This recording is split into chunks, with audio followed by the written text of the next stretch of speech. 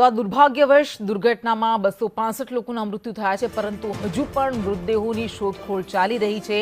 એનડીઆરએફની ટીમ હજુ પણ મૃતદેહ શોધી રહી છે। ઘટના સ્થળે મૃતદેહોની શોધખોળની કામગીરી કરવામાં આવી રહી છે અને રાહત કામગીરી પણ અત્યારે ચાલુ છે। સવારે જ વધુ એક મૃતદેહ મળી આવ્યો હતો, પરંતુ આ એવી મોટી દુર્ઘટના હતી કે જેમાં હજુ પણ કોઈ પણ એક વ્યક્તિના અંગો રહી ગયા હોય, એમના મૃતદેહના કોઈ પણ ભાગ ક્યાં મળે તેના માટેની કામગીરી ચાલી રહી છે। ફોરેન્સિક ટીમ પણ તમામ પુરાવા એકત્ર કરી રહી હતી અને એનડીઆરએફની ટીમ દ્વારા પણ રિલીફ ઓપરેશન્સ ચાલી રહ્યા છે, રેસ્ક્યુ ઓપરેશન્સ પણ ચાલી રહ્યા છે।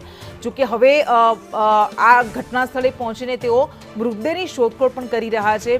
265 લોકોના મોત નિપજ્યા હતા, પણ ઘણા બધા લોકો હજુ પણ એવા છે કે જે લાપતા છે, ગાયબ છે।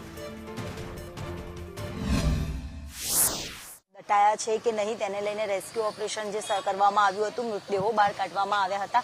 એનડીઆરએફની ટીમ ગઈકાલથી અહીંયા સ્થળ પર છે, ત્યારે અત્યારે પણ સ્થળ પર જ્યારે પહોંચી હતી, ડોગ સ્કોડની પણ જે મદદ લેવાની જે વાત હતી, સીધા જે દ્રશ્ય અહીંયા જોવા મળે છે કે ડોગ સ્કોડ દ્વારા પણ અહીંયા કોઈ મૃતદેહ દટાઈ તો નથી ગયો અને સાથે જ કેટલાક જરૂરી પુરાવા હતા કે જરૂરી સામાન હોય કે જેટલા પુરાવા મળી આવ્યા હોય તે તમામ જે એનડીઆરએફની ટીમ છે તે અહીંયા સ્થળ પર પહોંચીને એકઠું કરીને તમામ જે મુદ્દામાલ જે જપ્ત કરવામાં આવ્યો કે પછી કોઈ અન્ય અવશેષો હોય કે પછી તમામ બાબતોને લઈને ડોગ સ્કોડની પણ વહેલી સવારથી મદદ લેવામાં આવી હતી। મૃતદેહને લઈને પણ તપાસ છે જે હજી પણ શરૂ કરાઈ રહેલી છે।